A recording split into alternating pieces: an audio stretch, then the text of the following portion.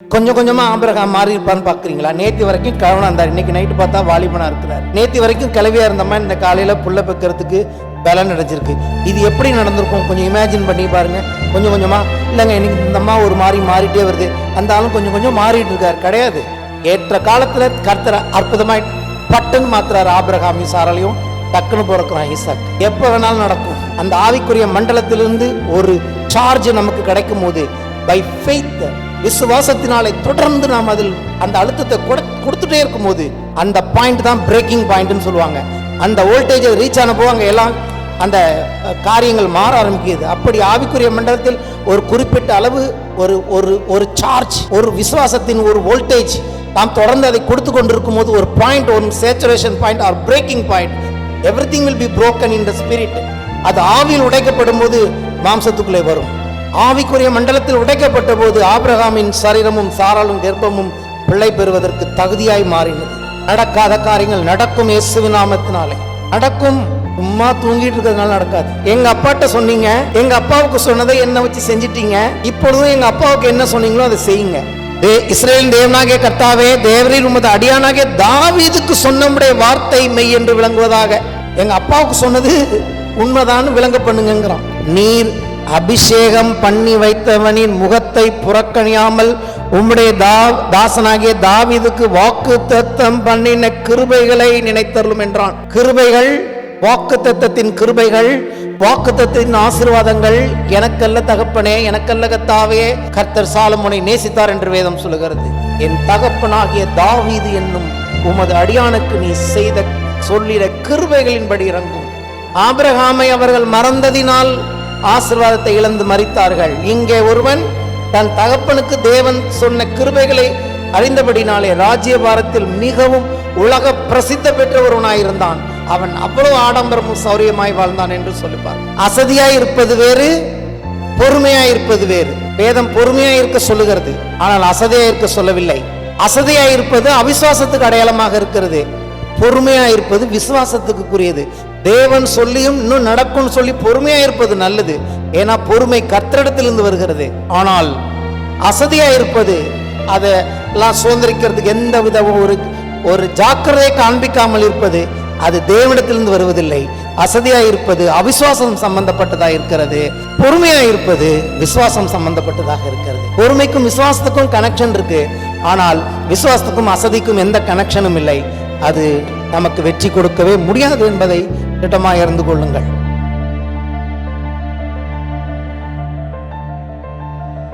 வாசிப்போம். என்னாகமம் 13ஆம் அதிகாரம். நான் அங்கங்கே வசனங்கள் வாசிக்க விரும்புகிறேன். ஃபர்ஸ்ட் 1ஆம் வசனத்திலிருந்து வாசிக்கிறேன். கர்த்தர் மோசேயை நோக்கி, நான் இஸ்ரேல் புத்திரருக்கு கொடுக்கும் கானான் தேசத்தை சுற்றி பார்ப்பதற்கு நீ மனிதரை அனுப்பு. யார் சொன்னார்? கர்த்தர் சொல்றார். நான் இஸ்ரேல் புத்திரருக்கு கொடுக்கும் கானான் தேசத்தை சுற்றி பார்ப்பதற்கு நீ மனிதரை அனுப்பு. ஒவ்வொரு பிதாக்களின் கோத்திரத்திலும் ஒவ்வொரு பிரபுவாகிய புருஷனை அனுப்ப வேண்டும் என்றார். ஒவ்வொரு கோத்திரம் 12 கோத்திரத்திலையும் ஒரு சாதாரண ஆள் அனுப்ப சொல்லல, ஒரு பிரபுவாகிய புருஷனை அனுப்ப வேண்டும். தலைவர்கள், முக்கியமான ஒருத்தனை அனுப்ப சொல்றார். அப்ப சுற்றி பார்க்க போனவங்க சாதாரணமான ஆட்கள் இல்லை, நல்ல ஸ்தானத்தில் இருந்தவங்களை அனுப்புனாங்க. 12 கோத்திரத்திலையும் 12 பேர் போனாங்க. அதுல ஒரு 2 கோத்திரத்து பேரை மட்டும் நான் வாசிக்க விரும்புகிறேன். 6ஆம் வசனம். யூதா கோத்திரத்தில் எப்புன்னேயின் குமாரன் காலேப். யார் யூதா கோத்திரம்? யூதா கோத்திரம் என்று சொன்னா உங்களுக்கு தெரியணும், இயேசு கிறிஸ்து யூதா கோத்திரத்தில் தான் பிறந்தார். அந்த கோத்திரத்தை சேர்ந்தவன் காலேப். அடுத்தபடியாக 8ஆம் வசனம். எப்ராஹிம் கோத்திரத்தில் நூனின் குமாரன் ஓசேயா. 16ஆம் வசனம். தேசத்தை சுற்றி பார்க்கும்படி மோசே அனுப்பின மனிதரின் நாமங்கள் இவைகளே. நூனின் குமாரனாகிய ஓசேயாவுக்கு யோசுவா என்று மோசே பேரிட்டிருந்தான். வேதாந்தத்தில் நிறைய பேர் பேரை மாத்துறதை நம்ம பார்த்துக்கிட்டே இருக்கும். ஓசையானாலே அது நல்ல பேர் தான், ஆனால் இங்கே மோசே அந்த ஓசையை பார்த்து உன் பேர் ஓசையா இல்லை, இனிமேல் யோசுவா. அதனால தான் யோசுவாங்கிற பேர் அவனுக்கு வழங்கல் ஆயிற்று. இந்த 2 பேருமே எதுக்கு இந்த 2 பேர் குறிப்பாக சொல்கிறேன்னா, இந்த 2 பேருமே பேரில் பார்த்தீங்கன்னா, ஒருத்தர் வந்து யூதா கோத்திரம் அப்படின்னா அது இயேசு கிறிஸ்துவை குறிக்கிறது. யூதா என்றால் துதிக்கிற, துதி என்று அர்த்தம், கர்த்தரை துதி. இப்பொழுது நான் கர்த்தரை துதிப்பேன் என்று சொல்லி யாக்கோபின் முதல் மனைவி லேயாள் இப்பொழுது நான் கர்த்தரை துதிப்பேன் என்று சொல்லி அவனுக்கு யூதா என்று பெயரிட்டாள். அடுத்தபடியாக இங்கே பார்க்குறோம் யோசுவா. யோசுவாங்கிறது இயேசுவுக்கு அடையாளமாக இருக்கிறது. யோசுவானா ரட்சகர், அதுலேருந்து வந்து தான் யெஷுவா. புதிய ஏற்பாட்டில் இயேசு அந்த பேர் வந்து இந்த பேருக்கு அர்த்தமுள்ள பெயர். ஸோ இந்த 2 கோத்திரமும் அதில் போகிறாங்க.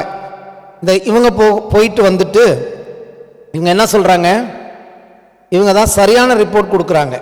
13ஆம் அதிகாரம் 30ஆம் வசனம். அப்பொழுது காலேப் மோசேக்கு முன்பாக ஜனங்களை அமர்த்தி, நாம் உடனே போய் அதை சுதந்திரித்துக் கொள்வோம், நாம் அதை எளிதில் ஜெயித்துக் கொள்ளலாம் என்றான். அவனோடு கூட போய் வந்த மனிதரோ, நாம் போய் அந்த ஜனங்களோடு எதிர்க்க நம்மாலே கூடாது, அவர்களை நம்மை பார்க்கிலும் பலவான்கள் என்றார்கள். நாங்கள் போய் சுற்றி பார்த்து வந்த அந்த தேசம் தன் குடிகளை பட்சிக்கிற தேசம். நாங்கள் அதிலே கண்ட ஜனங்கள் எல்லாரும் மிகவும் பெரிய ஆட்கள். அங்கே ராட்சத பிரவியான ஏனக்கின் குமாரையும் ராட்சதரையும் கண்டோம். நாங்கள் எங்கள் பார்வைக்கு வெட்டுக்கிளிகளைப் போல இருந்தோம், அவர்கள் பார்வைக்கும் அப்படியே இருந்தோம் என்று சொல்லி, இப்படி இஸ்ரேல் புத்திரருக்குள்ளே தாங்கள் சுற்றி வந்து பார்த்த தேசத்தை குறித்து துர்ச்செய்தி பரம்ப செய்தார்கள். அதாவது ஆக்சுவலா என்ன இருக்குங்கிறத இவங்க சொன்னாங்க, அங்க இருந்த உண்மையான நிலைமையை சொன்னாங்க. ஆனா அவர்களை பற்றி வேதம் சொல்லுகிறது, அவர்கள் சொன்ன செய்தி துர்ச்செய்தி.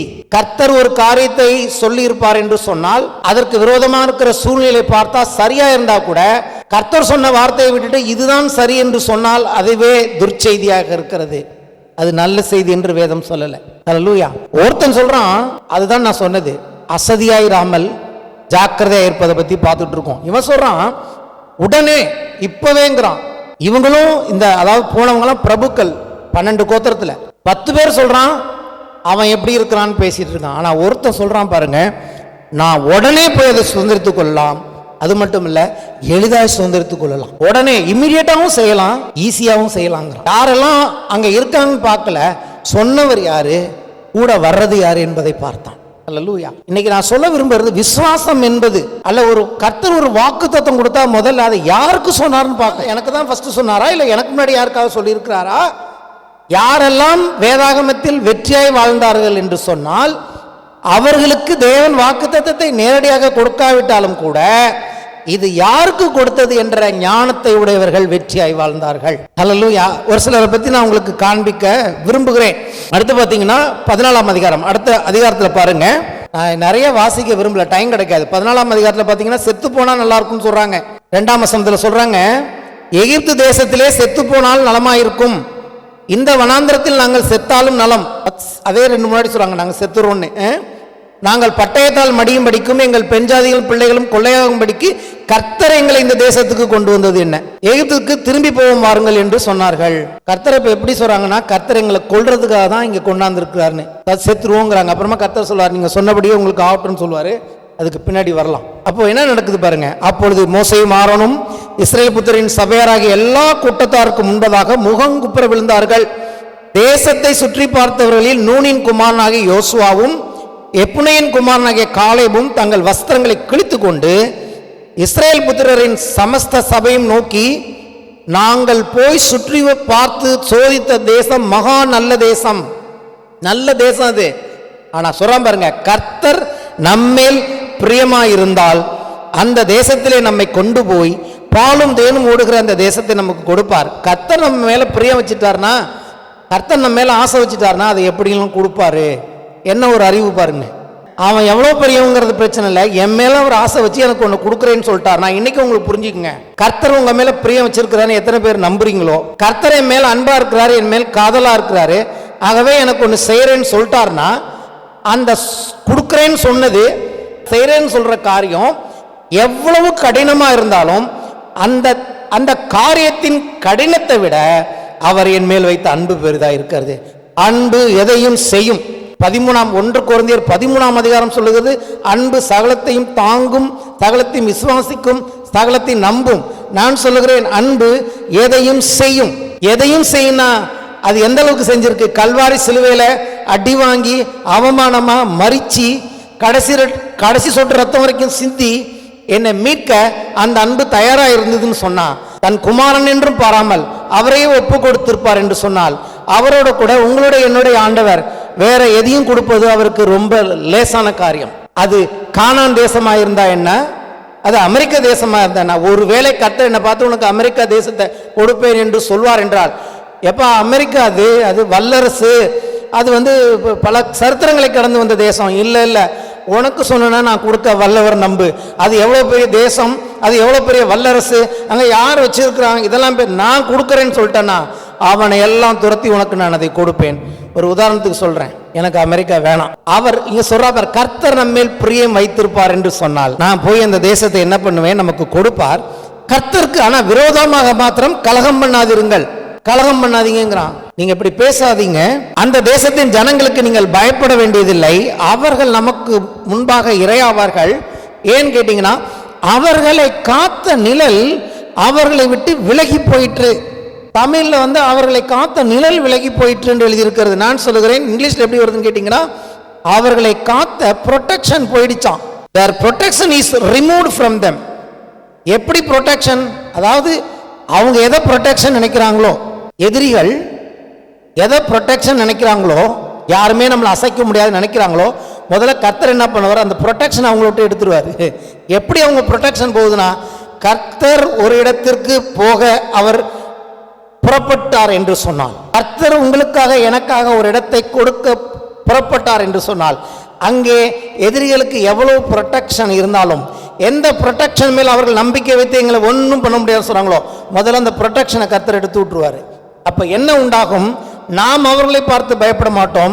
அவர்கள் ப்ரொடெக்ஷன் போனபடினாலே அவர்கள் கர்த்தரையும் நம்மையும் பார்த்து பயப்பட ஆரம்பிக்கிறார்கள். The thing is the protection. எங்க போனாலும் பிசாசு ஒரு ப்ரொடெக்ஷன் வச்சிருக்கிறான். அந்த ப்ரொடெக்ஷனை முதல்ல கர்த்தர் உடைப்பாரு. அந்த ப்ரொடெக்ஷன் அங்கேருந்து ஓடி போகும். அப்பொழுது நாம் எளிதில் போய் சுதந்திரித்துக் கொள்ளலாம். இதெல்லாம் நீங்க அப்ளை பண்ணணும் ஜபத்துல. when you are praying, எப்பொழுது நீங்கள் முழங்கால் படியிட்டு ஊக்கமாய் கர்த்தருடைய வல்லமைக்காக காத்திருந்து ஜெபிக்கிறீர்களோ, கர்த்தர் என்ன பண்ணுவார், உங்களுக்கு வர வேண்டிய காரியத்தை எது தடுத்து கொண்டிருக்கிறதோ, எது ப்ரொடெக்ட் பண்ணி பிசாசு அதை பலத்தரனாய் வைத்துக்கணும், அந்த பலத்த அரணை, அந்த ப்ரொடெக்ஷனை கர்த்தர் உடைப்பார். கர்த்தர் உடைக்கும் போது அது உங்களுடையதாகும். These are the spiritual truths we have to learn from this passage. தேவன் சொன்னால், தேவன் என் மேல் அன்பு வைத்தால், தேவன் என் மேல் பிரியமாயிருந்தால், அவர் சொன்ன எதையும் செய்வர் வல்லமையுள்ளவர் என்று நான் விசுவாசிக்க அழைக்கப்பட்டிருக்கிறேன். பிறந்தேச்சையாக எத்தனை காரியங்கள் வேணாலும் எனக்கு விரோதமாய் போய் கொண்டிருக்கலாம். உபவாச ஜெபத்தில் ஆண்டவர் ஒரு அற்புதமான பகுதியிலிருந்து எங்களோட பேசினார். யோபுவின் வாழ்க்கையிலிருந்து. யோபு அவன் பாட்டுக்கு இருக்கான், அவன் உண்டு, அவன் பிள்ளைங்க உண்டு, மனைவி உண்டு, நீதிமானாக நல்ல காரியங்களை செஞ்சுக்கிட்டு யாருக்கும் எந்த தொந்தரவும் கொடுக்காம கர்த்தருக்கு டெய்லி பலி செலுத்திக்கிட்டு அற்புதமாக ஒரு ஆசீர்வாதமாக பணக்காரனா தேசத்தில் மரியாதையோடு இருக்கிறான். அங்கே ஒரு கவுன்சிலிங் நடக்குது, மேலே ஏஞ்சல்ஸ்லாம் இருக்காங்க, பிசாசு வந்து நிற்கிறான். கர்த்தர் தான் கேட்குறாரு, என் தாசனாகிய யோபுவின் மேல் கொஞ்சம் கான்சன்ட்ரேட் பண்ணினாயோ? அவசரம் எப்படி உங்க யோபுவை நான் கான்சன்ட்ரேட் பண்ண முடியும்? நீங்க தான் சுத்தியிலும் வேலி அடைச்சு வச்சிருக்கீங்களே. வேலி அடைச்ச ஒருத்தன் வாழ்க்கையில நான் கான்சன்ட்ரேட் பண்ண முடியுமா? அவனுக்கு தான் எல்லாமே நல்லா இருக்கே அப்படின்னு சொல்லும்போது, அப்போதான் ஆண்டவருக்கும் அவங்களும் டிஸ்கஷன் நடந்து, ஆண்டவர் சொல்ல, சரி நான் கொஞ்சம் வேலியெல்லாம் எடுக்கிறேன், நீ கொஞ்சம் செஞ்சு பாரு, அவன் தன் உத்தமத்தில் தான் இருப்பானே ஒழிய ஒரு நாளும் எனக்கு விரோதமாய் பேச மாட்டான் அப்படின்னு சொல்றார் கர்த்தர். வேலி எடுக்கப்படுகிறது. ஒரே நாள்ல சடுதியில எல்லாம் போச்சு. பிள்ளைங்க போச்சு, சொத்து போச்சு, ஆடு போச்சு, மாடு போச்சு, ஒட்டகம் போச்சு, எல்லாம் போய் உடம்பு சுகமும் போய் சாம்பலில் உட்கார்ந்து பருக்களால் பாதிக்கப்பட்டு ஓட்டை வச்சு யோபு சுரண்டிட்டு, சுரண்ட ஆரம்பிச்சதுலேருந்து 3 ஃப்ரெண்டு வேற வந்துட்டாங்க. சுரண்ட ஆரம்பிச்சதுலேருந்து பேசுறான் யோபு, பேசினான் பேசிக்கொண்டே இருந்தான். அவனுடைய நண்பர்கள் வேற அவனை வந்து தப்பா பேசினாங்க. இப்படி இந்த பேச்சு போயிட்டே இருக்கு. 40 அதிகாரத்துக்கு போகுது இந்த பேச்சு. போயிட்டு இருக்கும் போது கர்த்தர் வந்து பேச ஆரம்பிக்கிறார். கர்த்தர் ஒரு கேள்வி கேட்கிறார். அங்க என்ன கேட்கிறாருன்னா 38ஆம் அதிகாரத்துல பேச ஆரம்பிக்கிறார். அப்பொழுது கர்த்தர் பெருங்காற்றிலிருந்து யோபுக்கு உத்தரவாக, அறிவில்லாத வார்த்தைகளினால் ஆலோசனையை அந்தகாரப்படுத்துகிற இவன் யார்? இவ்வளவு நேரம் பேசின வார்த்தைக்கு பேர் என்ன தெரியுமா? அவர் சொல்றாரு, அறிவில்லாத வார்த்தைகள். ஆனா பின்னாடி பாத்தீங்கன்னா யோபு நிதானமாய் பேசினான், சரியா பேசினான்னு சொல்றாரு. யோபு நிதானமாய் பேசினாலும், யோபு சரியாய் பேசினாலும் கர்த்தர் சொல்லுகிறார் அறிவில்லாத வார்த்தைகள். நான் சொல்றேன், நம்ம பேசுற வார்த்தைகள் சரியான வார்த்தைகளாக இருந்தாலும் கூட, நீதியான வார்த்தைகளாக இருந்தாலும் கூட, காணப்படாத ரீதியில் என்ன நடந்துகிட்டு இருக்கு எனக்கும் அதுக்கும் சம்பந்தமே இல்லை. யோபுக்கும் அவன் வாழ்க்கையில நடந்ததுக்கும் எந்த சம்பந்தமும் இல்லை. ஆனா இவன் என்ன பண்றான், தான் நீதிமானாகவும் தேவன் ஏதோ இவனை உபத்திரப்படுத்துவதாகவும் கர்த்தர் எனக்கு இப்படி செய்யக்கூடாது என்று சொல்லி நிறைய பேசுகிறான். அந்த வார்த்தைகளை இங்கே வேதம் சொல்லுகிறது, கர்த்தரே சொல்லுகிறார் அறிவில்லாத வார்த்தைகள். ஏன் அந்த அறிவில்லாத வார்த்தைகள்? நாங்க எழுதியிருக்கிறது அறிவில்லாத வார்த்தைகள். ஆலோசனையை அந்தகாரப்படுத்துகிறவன் யார்?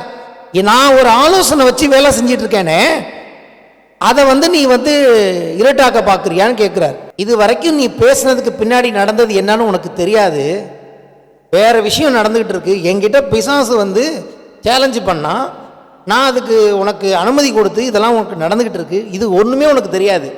ஏதாவது தெரியுமா? என்னோட ஆலோசனை என்ன உன் வாழ்க்கையில் நடந்துட்டு உனக்கு தெரியுமா? ஒன்றும் தெரியாது. ஆனால் நீ என்ன பண்ணிட்டு இருக்க? பயங்கரமாக பேசிகிட்டு இருக்க, நிதானமாக பேசுகிற. ஆனால் அவரை பார்த்து கேட்குறாரு, அறிவில்லாத வார்த்தைகள், நீ இப்படி பேசுறதுனால என்னுடைய ஆலோசனையை நீ டார்க் பண்ணிடுவியா? என்னுடைய ஆலோசனையை மறைச்சிட முடியுமான்னு கேட்குறாரு. அப்போ நான் கேட்குறேன், நம்ம பேசுகிற பேச்சினாலே, நம்ம நியாயத்தினால, நம்ம கர்த்தர்கிட்ட பேசுகிற நியாயத்தினால சில வேளைகளில் நம்மளை ரொம்ப நம்ம நல்ல ஒரு ஆளாக மதித்து கர்த்தர் இப்படி ஏன் எனக்கு செய்கிறான்னு கேட்கும்போது இதே வார்த்தைகள் தான். உண்மையாகவே காணப்படாத ரீதியில் என்ன நடக்குதுன்னு உங்களுக்கு எனக்கும் தெரியுமா? என்ன பண்ணணும்? அப்போ என்ன பண்ணியிருக்கலாம்? யோபு என்ன பண்ணியிருக்கலாம்? அமைதியாக இருந்திருக்கலாம். கர்த்தரிடத்தில் கர்த்தர் கொடுத்தார், கர்த்தர் எடுத்தார்னு சொன்ன வரைக்கும் கரெக்டு தான். அதற்கு பிறகு என்ன பண்ணியிருக்கணும்? தேவரீர் இப்பொழுதும் உம்முடைய கருத்தில் நான் இருக்கேன், நீர் என்ன செய்ய சித்தமாக இருக்கிறீரோ உமக்கு நான் காத்திருக்கிறேன்னு சொல்லியிருந்தா சீக்கிரமாக வேலை முடிஞ்சிருக்கும். நம்ம வாழ்க்கையிலையும் அமைதியாயிட்டோம்னா, அமைதியாக நம்மளுடைய அங்கலாய்ப்புகளை விட்டு விட்டு அமைதியாய் தேவனை நோக்கி ஜெபித்து, தேவரீர் இங்கே இதை வச்சு தான் சொல்கிறான். அப்புறம் சொல்லுவான் பாருங்க, 30 இது சொல்கிறான் பாருங்க. இதெல்லாம் கர்த்தர் கேட்குறாரு, உனக்கு என்ன தெரியும்னு கேட்குறாரு. இதை வச்சு தான் கேட்குறாரு, நீ சொல்லு எனக்கு சொல்லுங்கிறார். நான் பூமியை அஸ்திவாரப்படுத்தினப்ப அது எப்படி அஸ்திவாரப்படுத்தணும் உனக்கு தெரியுமா? கடலுக்கெல்லாம் எல்லை குறித்தன எப்படின்னு தெரியுமா? ஆடு மாடு குட்டி போடுது, அதுக்கு எப்படி சிஸ்டம் வச்சிருக்கேன்னு உனக்கு தெரியுமா? நிறைய கேட்கிறாரு. என்னென்ன சிஸ்டம் வச்சிருக்கேன்னு உனக்கு ஒண்ணுமே தெரியாது, நமக்கும் தெரியாது. ஏதாவது உங்களுக்கு தெரியுமா? தெரியாது. நிறைய கேட்கிறாரு. லிவியாதானை நீ தூண்டில பிடிச்சிருவியா அப்படின்னு பேசிட்டே வராரு. அப்போ யோபு 42ஆம் அதிகாரத்தை சொல்றான். யோபு கர்த்தருக்கு பிரதியுத்தரமாக, தேவரீர் சகலத்தையும் செய்ய வல்லவர், நீ செய்ய நினைத்தது தடைபடாது என்று அறிந்திருக்கிறேன் சொல்றான். என்னாவது செய்யணும்னா நீங்க செய்ய உங்களால முடியாத காரியமே கிடையாது, உங்களை யாரும் தடை பண்ண முடியாதுங்கிறார். நான் என்ன சொல்ல வருகிறேன், இந்த கால வேளையில சில காரியங்கள் நம்ம அறிவுக்கு எட்ட மாட்டேங்குது. அவனும் அதை ரிப்பீட் பண்றான். அறிவில்லாமல், ஆண்டவர் சொன்ன வார்த்தையை சொல்றான், அறிவில்லாமல் ஆலோசனை மறைக்கிற இவன் யார்? நான் யார் ஆண்டவரே? ஆகையால் நான் எனக்கு தெரியாததையும் என் புத்திக்கு எட்டாததையும் நான் அறியாததையும் அலப்பினேன் அப்படிங்கிறான். அப்போ சில வேளைகளில் ஆவிக்குரிய ரீதியில் நமக்கு அங்கே பங்கே இல்லை. நம்முடைய அறிவுக்கு எட்டாமலே சில காரியங்கள் நடந்துகிட்டு இருக்கு. உங்களை எப்படி அந்த இடத்துல டெம்ப்ட் பண்ணணும்னு பிசாசுக்கு தெரியும். ஏற்கனவே பிளான் போட்டு அங்கே ஒரு ஆளை வச்சிருக்கான். நீங்க போய் கரெக்டா அங்கே டெம்ப்ட் ஆயிட்டு வந்தீங்கன்னா, அங்க கோவப்பட்டு வந்தீங்கன்னா, அப்ப தெரிஞ்சுக்கணும் இவனை ஏற்கனவே இவன் என்ன திரை நாடகத்தின் மறைவில் இவன் இருக்கிறான். அவனுடைய பாட்டை அன்னைக்கு அவன் செஞ்சிட்டு இருக்கான். ஹல்லேலூயா. அப்போ சடுதியாய் காரியங்கள் நம்ம வாழ்க்கையில் நமக்கு ஒரு மாதிரி நடக்குதுன்னா நம்ம கொஞ்சம் நிதானிச்சோம்னா நமக்கு தெரியணும், இதுக்கு பின்னாடி சத்துரு என்ன பண்ணுகிறான், தன்னுடைய வேலையை கச்சிதமாக அங்கே நிறைவேற்றிட்டு இருக்கான் அப்படிங்கிறத நிதானிக்க தெரியணும். இதை எப்போது நாம் நிதானிக்கிற கூடுமான வரைக்கும் அதுக்கு ரியாக்ட் பண்ணாம பேச்சை குறைத்து அமைதியை பாதுகாக்க ஆரம்பிக்கும் போது நாம் தேவனுடைய திட்டத்துக்குள் வருகிறோம். ஏன்னா தேவன் இருக்கிறார். கொஞ்ச காலம் நாமும் அறிவில்லாமல் ஆலோசனையை அந்தகாரப்படுத்துகிற மாதிரி பேசக்கூடாது. கர்த்தருடைய கண்ட்ரோல்ல தான் இருக்கிறோம். தேவன் கொடுத்திருக்கிற ஒரே ஒரு காரியம், அவர் சமூகத்தில் போய் நாம் ஜெபிக்க அழைக்கப்பட்டிருக்கிறோம். ஜெபிக்கும் போது தேவன் நமக்கு காரியங்களை என்ன பண்ணுகிறார், வெளிப்படுத்துகிறவராக இருக்கிறார். யோபுக்கு நடந்தது என்ன? யோபுக்கு கர்த்தர் மறுபடியும் எல்லாவற்றையும் இரட்டத்தனையாய் திருப்பி கொடுத்தார். தேவன் எப்போதுமே நம்முடைய பட்சத்தில் தான் இருக்கிறார். காரியங்கள் டிலே ஆனாலும், காரியங்கள் தவறாய் நடந்தாலும், அவர் உங்களையும் என்னையும் குறித்து செய்ய நினைப்பது ஒன்றும் தடைபடாது. அன்றியும் அவருடைய தீர்மானத்தின்படி அழைக்கப்பட்டிருப்போம் என்று சொன்னால், தேவனிடத்தில் அன்பு கூறுகிற உங்களுக்கும் எனக்கும் சகலவற்றையும் தேவன் நன்மைக்கு எதுவாக மாற்றுகிறவராக இருக்கிறார். அதை ஒருத்தரும் என்ன பண்ண முடியாது, மாற்ற முடியாது. நான் இங்கே என்னாகமத்திலேருந்து இங்கே ஜம்ப் ஆகி வந்துட்டேன்.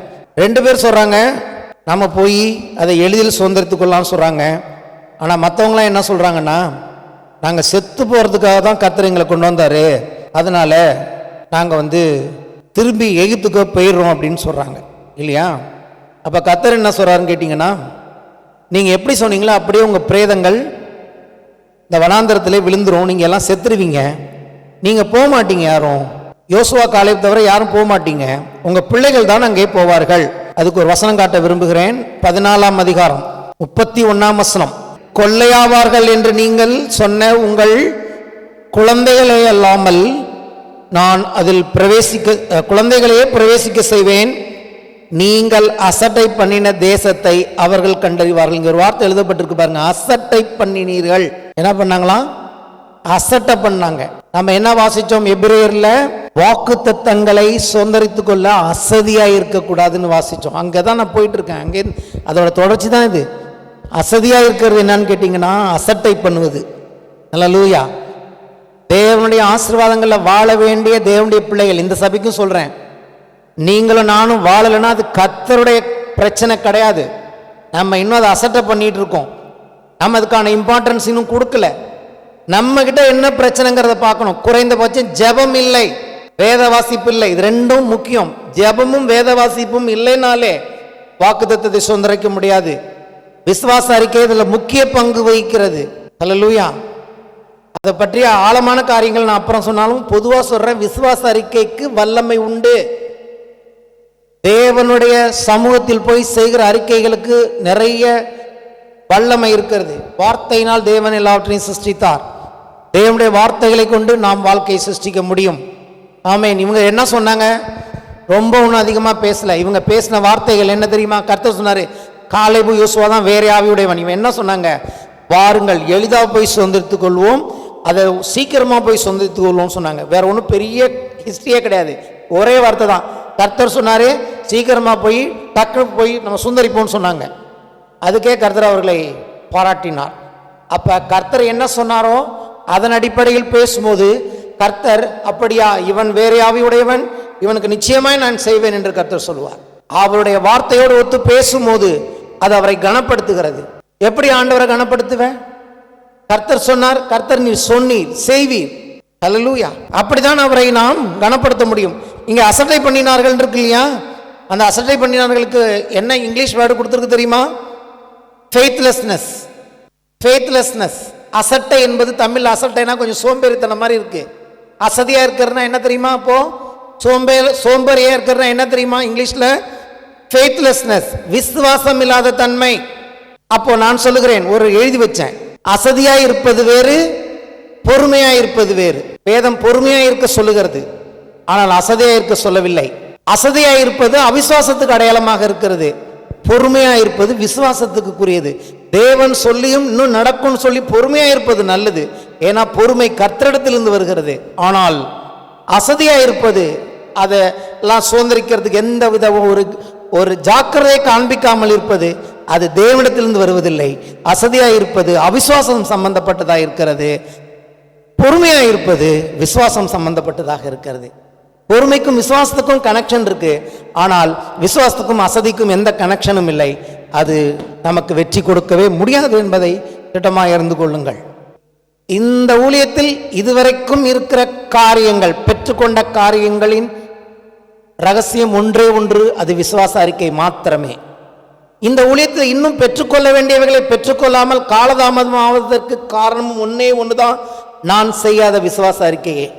விசுவாச அறிக்கையினால் இந்த வாழ்க்கையை பெற்றேன், விசுவாச அறிக்கையினால் இந்த ஊழியத்தை பெற்றேன். இப்பொழுது நான் தயங்கி நான் நிற்கிற காரியமும் என்னுடைய விசுவாசத்தின் அறிக்கையின் எனக்கு இருக்கிற சோம்பலும் அசதியுமே. தேவன் அதை குறித்து தான் என்னோடு இப்ப பேச ஆரம்பித்திருக்கிறார். மறுபடியும் எழும்பு. ஏன்னா இங்க காலை ஒரே ஒரு வார்த்தை சொல்றான், யோசுவா ஒரே வார்த்தை சொல்லுகிறான், கர்த்தர் நம்ம மேல் பிரியமா இருந்தால் நாம் போய் அதை சுதந்திரித்துக் கொள்ள முடியும். சொன்னவர் அவர் தானே. நானா கேட்டேன்? அழைத்தவர் உண்மையுள்ளவர், கொண்டு வந்து ஸ்தாபித்தவர் உண்மையுள்ளவர், ஆசீர்வதித்தவர் உண்மையுள்ளவர், பேசுகிற தேவன் உண்மையுள்ளவர், இரவும் பகலும் கண்ணு விழிச்சு என்னை பாதுகாக்கிறவர் உண்மையுள்ளவர். இப்படிப்பட்ட ஒரு உண்மையுள்ள தேவனுக்கு நாம் எப்படி பிரதியுத்தரம் கொடுக்கிறோம்? செத்துருவேன் சொன்னாங்க. சொன்னார், செத்துடுங்க, வனாந்திரத்திலே நீங்க சொன்னபடியே செத்துருங்க, நீங்க போகவே மாட்டீங்க, உங்க பிள்ளைங்க தான் போவாங்க. நம்ம நினைக்கிறோம் சில வேலை செத்துருன்னு சொன்னா கர்த்தருக்கு ரொம்ப சந்தோஷமா இருக்கும்னு. செத்துருன்னு சொன்னா கர்த்தர் சொல்றார், உன்னுடைய விசுவாசத்தின்படி உனக்கு ஆக கடவுது, செத்து ஒழி. நீ 40 வருஷம் ஆகும் நீ செத்து ஒழியறதுக்கு. இந்த கூட்டம் 6 லட்சம் கூட்டமும் வெயிட் பண்றேன். 40 வருஷம் கழிச்சு தான் 11 நாள்ல போயிருக்கலாம். செத்துருவோம் சொன்னதுனால 40 வருஷம். ஏன்னா சாகிறதுக்கு டைம் எடுத்து. கடைசியா ஒருத்தன் கூட இல்லாம செத்த பிறகுதான் யோசுவாவை கொண்டு ஆண்டவர் அந்த தேசத்துக்குள்ள அந்த பிள்ளைங்களை கொண்டு போனார்கள். அவங்க பேசின வார்த்தை அவங்களுக்கு நடந்தது, யோசுவாவும் காலேபும் சொன்ன வார்த்தை அவங்களுக்கு நடந்தது. அவங்க பிரவேசித்தார்கள், இவர்கள் செத்து மடிந்தார்கள். இதுக்கு கர்த்தர் பொறுப்பு இல்லை. யார் என்ன சொன்னாங்கிறது அவங்க தான் பொறுப்பு. நீங்கள் நானும் என்ன சொல்றோங்கிறது நம்ம பொறுப்பு. ஏன்னா வாக்கு தத்தமான ஆசீர்வாதங்களை சுதந்தரிக்க நாம் அசதியாயிராமல் ஜாக்கிரதையோடு கூட பொறுமையாய் அதை சுதந்திரித்துக் கொள்கிறவர்களை பின்பற்றுகிறவர்களாய் இருக்க வேண்டும் என்று நாம் எபிரேயர் 6ஆம் அதிகாரத்தில் வாசித்தோம். பாலும் தேனும் ஓடுகிற தேசத்தை கொடுக்கிறேன்னு உங்ககிட்ட சொன்னாரா? இந்த 6 லட்சம் பேரை பார்த்து கர்த்தர் சொன்னாரா? இல்ல. ஏன் நம்ம வாழ்க்கையில ஃபெயிலியர்னா முதல்ல தேவன் ஒன்று சொன்னா அதை யாருக்கிட்ட சொல்றாருங்கிறத ஆராய்ந்து பார்க்கணும். ஆபிரகாம்கிட்ட சொன்னார், இவங்க தாத்தாவோட தாத்தாவாகிய ஆபிரகாம்கிட்ட சொன்னார். முதல்ல அங்கேயும் இவங்க தப்பு பண்ணிட்டாங்க. இதை தேவன் எங்க தாத்தா ஆபிரகாமுக்கு சொன்னாரு. அவர் நாட்களே சொன்னாரு, உன் சந்ததி 430 வருஷம் எகிப்துக்கு அடிமையா போவாங்க, அவங்கள நான் அங்கேருந்து கொண்டு வந்து இந்த தேசத்தை அவங்களுக்கு கொடுப்பேன்னு சொன்னது அவர்கிட்ட. அதை நம்பி இருக்கணும். அட்லீஸ்ட் இவங்க சூழ்நிலையும் இவங்களுக்கு என்ன நடந்ததுன்னு நம்பாட்டியும் கூட. அதனாலதான் நான் சொல்றேன், ஆபிரகாமுடைய விசுவாசத்தை உடையவர்கள் ஆபிரகாமுடைய ஆசீர்வதிக்கப்படுகிறார்கள். இது ரொம்ப சாதாரண ஸ்டேட்மெண்ட் இல்ல, ரொம்ப சீரியஸான ஸ்டேட்மெண்ட். இன்னைக்கு ஆபிரகாம் இல்ல, நம்ம இன்னைக்கு எத்தனையோ 6000 வருஷம் கழிச்சு இருக்கோம். ஆனா எங்க அப்பா ஆபிரகாமுக்கு தேவன் சொன்னாருங்கிறத நீங்கள் நம்பினா இன்னைக்கும் ஆசீர்வதிக்கப்படுகிறோம். ஏன்னா தேவன் நம்ம அப்பாட்ட தான் சொன்னார், நம்மகிட்ட சொல்லல. ஆனா இந்த இடையில இந்த கூட்டத்துக்கு என்ன இருந்திருக்கணும்? நாங்க எப்படி இருந்தாலும் பரவாயில்ல, எதிரிகள் எப்படி இருந்தாலும் பரவாயில்ல, எங்க அப்பா ஆபிரகாம்கிட்ட சொன்னார் கர்த்தர் ரொம்ப நேசிச்ச மனுஷன், அதனால நாங்க அமைதியா போயிடலாம். ஆசீர்வாதங்கள் என்று வரும்போது யாருக்கு தேவன் சொன்னார்? ஆபிரகாமுக்கு சொன்னார். இந்த 6 லட்சம் கூட்டமும் தாங்க தாத்தாவாகிய ஆபிரகாம நினைச்சிருந்தாலே அமைதியா அந்த ஊருக்குள்ள அந்த தேசத்துக்குள்ள 11 நாள்ல போயிருக்கலாம். எப்பொழுதும் தேவனுடைய வாக்குத்தத்தம் ஆசீர்வாதங்களுக்கு இந்த கால்வளை கர்த்தர் உங்களுக்கு சொல்ல விரும்புகிற ஆலோசனை, எந்த வாக்குத்தத்தமாக இருந்தாலும் அது யார் மூலமாக யாருக்கு கொடுக்கப்பட்டது, எப்பொழுது கொடுக்கப்பட்ட என்று அறிய வேண்டும். ஒருத்தனை காட்டுறேன் பாருங்க, ஒரு அறிவாளிய, ஞானத்துக்கு பேர் போனவன், அவனுடைய ஜெபத்தை பாருங்க, அவன் என்ன சொல்றான் பாருங்க.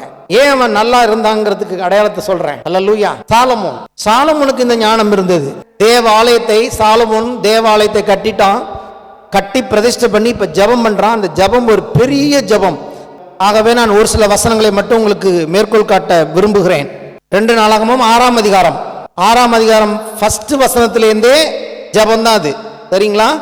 அது எங்க வரைக்கும் போகுதுன்னு கேட்டீங்கன்னா 6ஆம் அதிகாரம் முழுவதும் போகுது. இந்த ஜெபம் கிட்டத்தட்ட 42 வசனங்கள் இருக்கு அந்த ஜெபத்துல. நம்ம 42ஐயும் காலையில் இப்போ பார்க்க முடியாது, வீட்டில் வாசிங்க, அதெல்லாம் நல்லா இருக்கும். இப்போ நான் என்ன பண்றேன், 13ஆம் வசனம் 14ஆம் வசனத்திலிருந்து வாசிக்கிறேன் பாருங்க. 14ஆம் வசனம். இஸ்ரவேலின் தேவனாகிய கர்த்தாவே, வானத்திலும் பூமியிலும் உமக்கு ஒப்பான தேவன் இல்லை. தங்கள் முழு இருதயத்தோடும் உமக்கு முன்பாக நடக்கிற உமது அடியாருக்கு உடன்படிக்கையும் கிருபையும் காத்து வருகிறீர். முழு இருதயத்தோடும் நடக்கிற உம்முடைய அடியார்களுக்கு உடன்படிக்கையும் கிருபையும் காத்து வருகிற தேவன். அடுத்த வசனம் சொல்றா பாருங்க. தேவரின் என் தகப்பனாகிய தாவீது என்னும் அடியானுக்கு செய்த வாக்குத்தத்தத்தை காத்தருளினீர். உம்முடைய வாக்கினால் அதை சொன்னீர், உம்முடைய கரத்தினால் அதை நாளில் இருக்கிறபடி நிறைவேற்றினீர். இஸ்ரவேலின் தேவனாகிய கர்த்தாவே, தேவரி என் தகப்பனாகிய தாவீது என்னும் உமது அடியானை நோக்கி, நீ எனக்கு முன்பாக நடந்தது போல உன் குமாரரும் என் நியாயப்பிரமாணத்தில் நடக்கும்படிக்கு தங்கள் வழியை காப்பார்களே. ஆனால் இஸ்ரவேலின் சிங்காசனத்தில் வீற்றிருக்கும் புருஷன் எனக்கு முன்பாக உனக்கு இல்லாமல் போய் என்று சொன்னதை இப்பொழுது அவனுக்கு நிறைவேற்றும். இவன் தன்னை எங்க பேசவே இல்லை. பாத்தீங்களா? எங்க அப்பாட்ட சொன்னீங்க, எங்க அப்பாவுக்கு சொன்னதை என்ன வச்சு செஞ்சிட்டீங்க, இப்பொழுதும் எங்க அப்பாவுக்கு என்ன சொன்னீங்களோ அதை செய்யுங்க. இஸ்ரவேலின் தேவனாகிய கர்த்தாவே, தேவரீர் உமது அடியானாகிய தாவீதுக்கு சொன்ன வார்த்தை மெய் என்று விளங்குவதாக. எங்க அப்பாவுக்கு சொன்னது உண்மைதான் விளங்க பண்ணுங்கிறான். எப்படி பாயிண்ட் பாருங்க. எப்படி ஜெபிக்கணும். தேவனாகிய கர்த்தாவே, உம்முடைய தாபரஸ்தலத்திற்கு தேவரீர் உமது வல்லமை விளங்கும் பெட்டியுடன் எழுந்தருளும். தேவனாகிய கர்த்தாவே, உமது ஆசாரிய ரட்சிப்பை தரித்து உம்முடைய பரிசுத்தவான்கள் நன்மையிலே மகிழ்வார்களாக. எப்படி முடிக்கிறான் பாருங்க. இவ்வளோ வசனத்தை 40 வசனம் பேசிட்டு கடைசியாக முடிக்கும் போது, தேவனாகிய கர்த்தாவே, நீர் அபிஷேகம் பண்ணி வைத்தவனின் முகத்தை புறக்கணியாமல் உம்முடைய தாசனாகிய தாவீதுக்கு வாக்கு தத்தம் பண்ணின கிருபைகளை நினைத்தருளும் என்றான். கிருபைகள், வாக்கு தத்தத்தின் கிருபைகள், வாக்கு தத்தத்தின் ஆசீர்வாதங்கள் எனக்கல்ல தகப்பனே, எனக்கல்ல கர்த்தாவே, சாலமோனாகிய எனக்கல்ல. நான் பிறந்த வழியே தவறு. என் தகப்பன் பத்சேபால் என்னும் இன்னொருவனுடைய மனைவியை திருட்டுத்தனமாய் எடுத்து அவனை கொன்று என்னை பெற்றான். நான் கிருபைக்கு அடையாளமாக ஆகிலும் தேவன் என்மேல் நீர் ஆசையாயிருக்கிறீர். கர்த்தர் சாலமோனை நேசித்தார் என்று வேதம் சொல்லுகிறது. சொல்றான், என்னுடைய வழி சரியில்லாம இருந்திருக்கலாம், இன்னைக்கு நான் ராஜ்யபாரம் பண்ண போகிறேன். எதன் அடிப்படையில்? என் தகப்பனாகிய தாவீது என்னும் உமது அடியானுக்கு நீ செய்த சொல்லிட கிருபைகளின்படி இறங்கும்.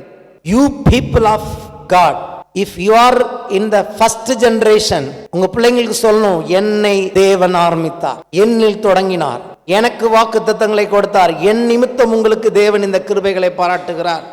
அடுத்த ஜெனரேஷன் இதை சொல்லணும், எங்க அப்பாவுக்கு கர்த்தர் இதை செய்தார். அடுத்த ஜெனரேஷன், எங்க தாத்தாவுக்கு கர்த்தர் இதை சொன்னார், நாங்கள் இன்னைக்கு இதை நிறைவேற்றி கொண்டு இருக்கிறோம். யூ ஷுட் நோ, தேவன் யாரை அழைத்தார், யாரை ஆசீர்வதித்தார், யாருக்கு கிருபைகளை கொடுத்தார், யாருக்கு இதை வாக்கு பண்ணினார். அந்த ஜனங்களுக்கு அந்த அறிவில்லாமல் போனபடியினாலே ஆபிரகாமை அவர்கள் மறந்ததினால் ஆசீர்வாதத்தை இழந்து மரித்தார்கள். இங்கே ஒருவன் தன் தகப்பனுக்கு தேவன் சொன்ன கிருபைகளை அறிந்தபடினாலே ராஜ்யபாரத்தில் மிகவும் உலக பிரசித்த பெற்ற ஒருவனாயிருந்தான். உலகத்தின் பல பாகத்திலிருந்து இவனுக்கு எப்படி ஞானம் என்று அதை கேட்டறியும்படி பல தேசங்களிலிருந்து வந்து பார்த்தார்கள்.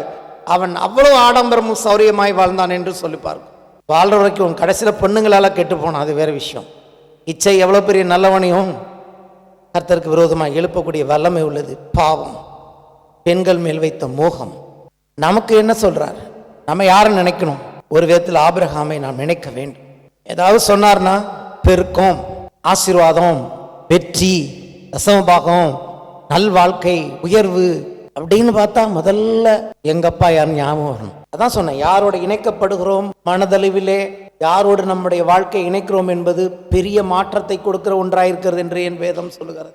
புதிய ஏற்பாட்டின் விசுவாசிகள் என்று வரும்போது, ஆசீர்வாதங்கள், வாக்குத்தத்தங்கள் வரும்போது நமக்கு யார் ஞாபகம் வரணும்னா கர்த்தராகிய இயேசு கிறிஸ்துவை தான் நமக்கு ஞாபகம் வரணும். வாசிப்போம். 2 கொரிந்தியர் 1ஆம் அதிகாரம் 20 முதல் 22 வசனங்கள். எங்களால் தேவனுக்கு மகிமை உண்டாகும்படி தேவனுடைய வாக்குத்தத்தங்கள் எல்லாம் இயேசு கிறிஸ்துவுக்குள் ஆம் என்றும் அவருக்குள் ஆமென் என்றும் இருக்கிறதே. உங்களோட கூட எங்களையும் கிறிஸ்துவுக்குள் ஸ்திரப்படுத்தி நம்மை அபிஷேகம் பண்ணினவர் தேவனே. அவர் நம்மை முத்திரித்து நம்முடைய இருதயங்களில் ஆவி என்னும் அச்சாரத்தை கொடுத்திருக்கிறார். இங்க இன்னொருத்தர் வர்றார். இப்போ நமக்கு தாவீது பிளட் ரிலேஷன் கிடையாது, ஆபிரகாம் கூட பிளட் ரிலேஷன் கிடையாது, ஆனா விசுவாசத்தினால் நமக்கு தகப்பனானார். ஆனா இங்க ஒருத்தர் பிளட் ரிலேஷன்ல வராரு, பிளட் ரிலேஷன்ஷிப். இயேசு ரத்தத்தை சிந்தி புதிய உடன்படிக்கை என்று ஒன்றை பண்ணி அவருடைய ரத்தத்துக்கும் அவருடைய மாம்சத்துக்கும் நம்மை பங்குள்ளவர்களாக மாற்றி வரப்போகிற வருகையிலே நம்மை மனவாட்டியாய் மீட்டுக் கொள்ளக்கூடிய உரிமையை கொடுத்து நமக்கு இப்போடைய வாக்குத்தத்தங்கள் எப்படி இருக்குன்னா, எல்லா வாக்குத்தத்தங்களும் எஸ் என்று இருக்கிறது. ஆங்கிலத்தில் வாசிக்கும் போது எஸ், ஆம் என்று இருக்கிறது. அதை நீங்கள் நானும் ஆமென் என்று சொல்லி சுதந்திரிக்க வேண்டும். இப்ப புறப்பட்டு போறதில்லை, ஆமென் என்று சொல்லி விசுவாசத்தினால் சுதந்திரிக்க அழைக்கப்பட்டிருக்கிறோம். ஆதியாகமம் 1ஆம் அதிகாரத்திலிருந்து வெளிப்படுத்தின விசேஷம் 22ஆம் அதிகாரம் வரைக்கும் எங்கெல்லாம் கர்த்தருடைய வாக்குத்தத்தங்கள் காணப்படுகிறதோ எல்லா வாக்குத்தத்தங்களையும் தேவன் கிறிஸ்துவுக்குள் ஆம் என்று சொல்லியிருக்கிறார். தேவனுடைய பிள்ளைகளாகிய நாம் ஆமென் என்று சொல்லி அசதியாயிராமல் ஒவ்வொன்றையும் சொல்லி நாம் சுதந்திரிக்க அழைக்கப்பட்டு, அங்க இதுக்கு முன்னாடி பவுல் சொல்றாரு, இந்த ஒரு முறை எஸ் ஒரு முறை நோ அப்படி கிடையாதுங்கிறாரு. இயேசுவும் அப்படி கிடையாதான். இயேசு ஒரு முறை சரின்னு சொல்லிட்டு ஒரு முறை நோன்னு சொல்ல மாட்டாராம். இயேசு எப்போதுமே எஸ் என்று சொல்கிறார் தன் பிள்ளைகளுக்கு. ஆமென். ஒரு முறை கூட நீங்க போயிட்டு எங்க இந்த வாட்டி நோ சொல்லுவாரோ நினைக்க வேண்டியதில்லை. விசுவாசத்தினால் போகும்போது எப்போது நீங்கள் போனாலும் இயேசு சொல்லுகிறார் எஸ். நீங்கள் அதை ஆமென் என்று நாம் சொல்லி ஒவ்வொரு வாக்குத்தத்தங்களையும் சுதந்திரிக்க வேண்டும். தேவனுடைய பிள்ளைகளுடைய வாழ்க்கையின் ஆசீர்வாதங்களே அவர் ஏற்கனவே வைத்திருக்கிற அந்த வாக்குத்தத்தங்களை சுதந்திரிப்பதில் தான் இருக்கிறது. ஆகவே தான் வேதம் சொல்கிறது, நாம் தேவனுக்கு சுதந்திரரும் கிறிஸ்துவுக்கு உடன் சுதந்திரமாக இருக்கிறோம். ஒண்ணுமே வைக்கலன்னா அங்கே சுதந்திரத்துக்கு பேரே இல்லை. ஒன்றும் இல்லாதது பேர் சுதந்திரமா? ஒரு டாக்குமெண்ட்டே இல்லை, ஒரு சொத்தே கிடையாது. அதை என்னத்தை போய் இப்போ நீங்கள் சுதந்திரிப்பீங்க? ஏதாவது உங்கள் பேரில் ஒரு டாக்குமெண்ட்டு, அதில் உங்கள் பேர் மென்ஷன் ஆகிருக்கும், உங்கள் அப்பா இன்னார்னா தான் ஏதாவது நீங்கள் செய்ய முடியும். உங்கள் அப்பா ஒன்றுமே வைக்கலன்னா உங்களை பார்த்து இவன் என் சுதந்திரன் அப்படின்னு சொல்கிறது என்ன அர்த்தம் இருக்குது இல்லையா? ஆனால் தேவன் நம்ம எல்லா ஆசீர்வாதத்துக்கும் நம்மை சுதந்திராய் வைத்திருக்கிறார். அதை கிறிஸ்துவுக்குள்ள எபேசியர் 1ஆம் அதிகாரத்தில் எழுதியிருக்கிறது, அவர் கிறிஸ்துவுக்குள் உன்னதங்களில் சகல ஆவிக்குரிய ஆசீர்வாதங்கள் நம்மை ஆசீர்வதித்திருக்கிறார். எவ்வளவு ஆசீர்வாதங்கள்? சகல ஆசீர்வாதங்கள். அது எங்க இருக்கு? கிறிஸ்துவுக்குள் இருக்கிறது. கிறிஸ்துவுக்குள் இருக்கிற சகல ஆசீர்வாதங்களையும் விசுவாசத்தினாலே ஆமென் என்று சொல்லி நாம் சுதந்திரிக்க அழைக்கப்பட்டு இருக்கிறோம். அங்க இன்னைக்கெல்லாம் அங்க இருந்தும் பிரயோஜனம் இல்லை. நம்ம ஜாக்கிரதையா இவர்களைப் போல, நல்லா சுதந்திரித்தவர்களைப் போல, சாலமோனை போல, ஆபிரகாமை போல நாம் என்ன செய்ய அழைக்கப்பட்டு இருக்கிறோம்? நாம் விசுவாசித்து அதையெல்லாம் எழுதி பார்த்து எது வேணுமோ அதை அறிக்கை செய்து நாம் ஒன்னொன்னாக வாழ்க்கையில் அதை பெற்று அனுபவிக்க வேண்டும். we have to give some kind of compulsion. தேவனுடைய ராஜ்யம் பலவந்தம் பண்ணப்படுகிறது. சத்ருவை நாம் போய் எடுத்துக்கொள்ளாதபடிக்கு தடுக்கிறான். அன்னைக்கு கானானுக்கு இருந்த எதிரிகளை விட இன்னைக்கு உங்களுக்கு இருக்கிற எதிரிகள் அதிகம். ஆவிக்குரிய மண்டலத்தில் பிசாசின் காரியங்கள் இன்னைக்கு காணப்படுது. நமக்கும் அந்த ஃபோர்ஸ் வேணும். நம்ம ஆவிக்குரிய யுத்தம் பண்ணணும். அவனை அடித்து தகர்த்துட்டு கர்த்தர் நமக்கு வைத்திருக்கிற ஆசீர்வாதங்களை விசுவாசத்தினாலே பேசி பேசி சுதந்திரிக்க வேண்டும். ஜெபம் அதற்கு ஒரு பெரிய ஆயுதமாக இருக்கிறது. ஜெபத்தினாலே ஒவ்வொரு ஆசீர்வாதங்களையும் தேவன் ஆவியில் வைத்திருக்கிறவைகளை நாம் ஆவி மனிதன் மறுபடியும் மறுபிறப்பை கொடுத்திருக்கிறார். எப்போ நீங்க மாம்சத்தில் சாதிக்க முடியாது. நல்லா சரம் கேட்டுங்க. இயற்கையான உலகத்தில் இயற்கையான இந்த ஒன்றும் பண்ண முடியாது. இது மாம்சம் ஒன்றுக்கும் உதவாது, புரோஜனமற்றது என்று சொல்கிறது. ஆவி மனிதன், தேவ ஆவியை பெற்றிருக்கிற நாம் நம்முடைய ஆவியிலே நிறைந்து ஆவியான நல்ல அந்நிய பாஷைகளை பேசி நல்ல வாக்குத்தத்தங்களை எடுத்து தேவனுடைய பிரசன்னத்தில் உட்கார்ந்து அதை அறிக்கை செய்யும் போது ஆவிக்குரிய மண்டலத்திலிருந்து அவைகள் திறக்கப்பட்டு நம்முடைய வாழ்க்கைக்குள் அவைகள் பலிக்க ஆரம்பிக்கும். அது எப்படி நடக்கும்னா, உலகத்தில் நடக்கிறது போல சிஸ்டமேட்டிக்காக நடக்காது.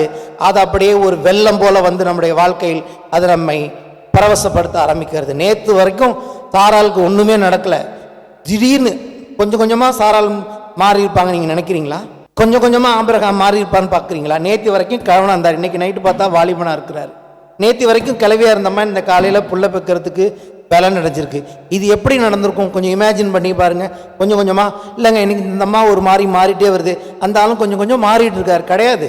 ஏற்ற காலத்தில் கர்த்தர் அற்புதமாய் பட்டுன்னு மாத்துறாரு. ஆபிரகாமையும் சாராலையும் டக்குன்னு பிறக்கிறான் ஈசாக்கு. அல்லேலூயா. எப்போ வேணாலும் நடக்கும். அந்த ஆவிக்குரிய மண்டலத்திலிருந்து ஒரு சார்ஜ் நமக்கு கிடைக்கும் போது பை ஃபெய்த், விசுவாசத்தினாலே தொடர்ந்து நாம் அதில் அந்த அழுத்தத்தை கொடுத்துட்டே இருக்கும் போது, அதாவது சேச்சுரேஷன் பாயிண்ட்னு ஒன்று சொல்லுவாங்க, எலக்ட்ரிக்கலில் வரும். ஒரு எவ்வளோதான் நீங்கள் வோல்டேஜ் கொடுத்தாலும் ஒரு குறிப்பிட்ட வோல்டேஜுக்கு மேலே அது எடுத்துக்காது, சேச்சுரேட் ஆகிடும். அப்போ ஒரு நடக்கும். அந்த பாயிண்ட் தான் பிரேக்கிங் பாயிண்ட்னு சொல்லுவாங்க. அந்த வோல்டேஜை ரீச் ஆனப்போ அங்கே எல்லாம் அந்த காரியங்கள் மாற ஆரம்பிக்குது. அப்படி ஆவிக்குரிய மண்டலத்தில் ஒரு குறிப்பிட்ட அளவு ஒரு சார்ஜ், ஒரு விசுவாசத்தின் ஒரு வோல்டேஜ் நாம் தொடர்ந்து அதை கொடுத்து கொண்டிருக்கும் போது ஒரு பாயிண்ட், ஒரு saturation point or breaking point, everything will be broken in the spirit. அது ஆவியில் உடைக்கப்படும் போது மாம்சத்துக்குள்ளே வரும். ஆவிக்குரிய மண்டலத்தில் உடைக்கப்பட்ட போது ஆபிரகாமின் சரீரமும் சாராளும் கர்ப்பமும் பிள்ளை பெறுவதற்கு தகுதியாய் மாறினது. நடக்காத காரியங்கள் நடக்கும். இயேசுவின் நாமத்தினாலே நடக்கும். சும்மா தூங்கிட்டு இருக்கிறதுனால நடக்காது. அசதியா, சோம்பலா, எதையோ பேசிட்டு. யோபு பேசின சரியான வார்த்தையில கர்த்தர் சொன்னார், அறிவில்லாம என் ஆலோசனை நீ டார்க் பண்ண பாக்குறியா? நீ பேசுறதுனால என்னுடைய ஆலோசனை நீ டார்க் பண்ணிடுவியா? பின்ன என்ன நடந்திருக்குன்னு உனக்கு தெரியுமா? நீ ஜெபம் பண்ணியிருந்தா நான் சொல்லியிருப்பேன் என்ன நடந்துகிட்டு இருக்கு. நமக்கும் சொல்றாரு, பின்ன என்ன நடக்குன்னே தெரியாம அறிவில்லாம பேசினதெல்லாம் போதும், வாயை மூடு. பேசி பேசி கெட்டது போதும். அதுக்கு பதிலா என்ன நடக்குது, எங்க பிரச்சனை அப்படின்னு ஆண்டவரோடு உட்கார்ந்து ஜெபிக்கும் போது கர்த்தர் யோபு சும்மா விடல. கர்த்தர் எப்படி இரட்டத்தனையை ஆசீர்வதித்தாரோ நம்மையும் பயங்கரமாக ஆசீர்வதிக்க கர்த்தர் இந்த காலையில் வல்லமையுடையராக இருக்கு. நான் அவர் மேலே நம்பிக்கை வச்சுருக்கேன், அவர் ஆசீர்வாதத்து மேல் நம்பிக்கை வச்சுருக்கேன், அவருடைய வாக்குத்தத்தத்து மேல் நம்பிக்கை வச்சுருக்கேன். அது ஒரு நாளும் பொய் சொல்லாது. அது எனக்கு ஆம் என்றும் கிறிஸ்துவுக்குள்ளே ஆமன் என்றும் இருக்கிறது. நான் உட்கார்ந்து ஒவ்வொரு வாக்குத்தத்தமாய் சுதந்திரித்து அதை அனுபவித்து வாழாமல் இந்த பூமி விட்டு நான் போக மாட்டேன். என்ன சூழ்நிலை வேணாலும் என்னை சுற்றி நடக்கட்டும். இந்த உலகமே தலைகீழாக போனாலும் பரவாயில்ல, கர்த்தருடைய வார்த்தை வானமும் பூமியும் ஒளிந்தாலும் அவருடைய வார்த்தை ஒளியாது என்பதை அறிந்திருக்கிறேன். எல்லாம் மாறி போகும் என்று வேதம் சொல்லுகிறது. எல்லாருமே மாறி போட்டுமே, எல்லாமே மாறி போகட்டும், அப்படித்தானே வேதம் சொல்லுகிறது. போட்டும், எல்லாம் மாறி போனாலும் கர்த்தர் நான் மாறாதவர் என்று சொல்லி நானே தான் மாறி மாறி போயிட்டு இருக்கேன். அப்போ எனக்கும் தான் பிரச்சனை. ஒரு நாள் அப்பில் இருக்கேன், ஒரு நாள் டவுனில் இருக்கேன். ஆனால் கர்த்தர் மாறாதவராக இருக்கிறார். அப்படியே பிடிச்சிட்டே போயிட்டே இருக்கணும். யாருக்கு சொன்னார்? ஆபிரகாமுக்கு. யாருக்கு சொன்னார்? தாவீதுக்கு சொன்னார்.